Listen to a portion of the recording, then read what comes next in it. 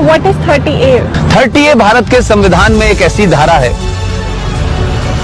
ये धारा ये कहती है कि हिंदू अपने धर्म की शिक्षा नहीं दे सकता, अपने कॉलेज में नहीं दे सकता, प्राइवेट कॉलेज में नहीं दे सकता, इसके लिए कॉलेज नहीं बना सकता, और जो सरकार के जो कॉलेजेस हैं उसमें नहीं दी जा सकती। लेकिन एक धारा है 30, वो 30 धारा मुसलमानों को इस बात की इजाजत देती है कि वो अपनी मजहब की शिक्षा के लिए कॉलेज खोल सकते हैं, वो मदरसे चला सकते हैं, क्रिश्चियन अपने मदरसे चला सकते हैं, स्कूल इंस्टीट्यूशन चला सकते हैं जहां वो अपने मजहब की शिक्षा दे सकते हैं। मेरा सवाल यह है, क्या संविधान के निर्माताओं को इस बात का बोध नहीं था कि सिन्नी जी, अगर आप अपने धर्म की शिक्षा आपको नहीं मिलेगी तो आप में संस्कार कहां से आएंगे, आप में फेथ कहां से आएगा, आप वेद क्या हैं, पुराण क्या है, कैसे जानेंगे अगर आपसे कहा जाए आपको यह नहीं पढ़ना है।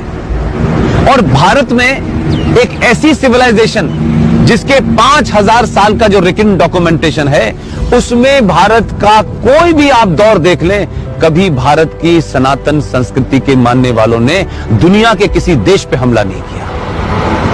यह शब्द बलात्कार हमारी संस्कृति का हिस्सा नहीं था। ये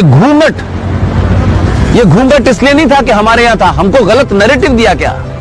ये भारत के अंदर जब मुगल शासक आए, उनका एक ही एजेंडा था कि जितने गैर मुस्लिम औरतें हैं उनका रेप करके उनकी नस्लों को सुधारना है। ये बलात्कार शब्द हमारे साहित्य का हिस्सा नहीं था, ये तलाक शब्द हमारे साहित्य का हिस्सा नहीं था।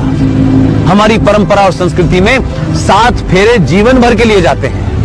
इस्लाम में शादी is a contract between 2 people, it's a business. आपने शादी मुझसे की और शादी करने के कुछ दिन के बाद आपको लगा कि मैं रहना नहीं चाहती, तो बिजनेस कॉन्ट्रैक्ट है, आपने कॉन्ट्रैक्ट कैंसिल कर दिया। तो आर्टिकल 30A भारत के संविधान से हटना चाहिए। इस देश के 90 से 95 करोड़ हिंदुओं को उनका शास्त्र क्या कहता है, उनका वेद क्या कहता है, इसकी शिक्षा की इजाजत देनी चाहिए। और मंदिरों के ऊपर जो हिंदू पैसा चढ़ाते हैं, यह भी एक लॉ है जो नहीं पता देश को। भारत के जितने भी मंदिर हैं उस पे जो पैसा चढ़ता है वो सरकार के खजाने में चला जाता है।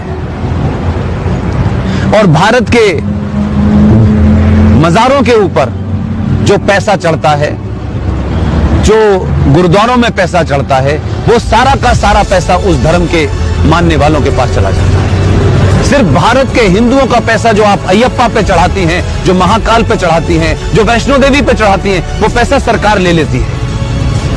तो अगर भारत के मंदिरों पे चढ़ने वाले पैसे से भारत के लोग, हिंदू लोग, सनातनी लोग अपने विश्वविद्यालय खोलना चाहें कि हम सनातन की संस्कृति के बारे में बताएंगे, पुराणों को पढ़ाएंगे, तो उसकी भी छूट नहीं है।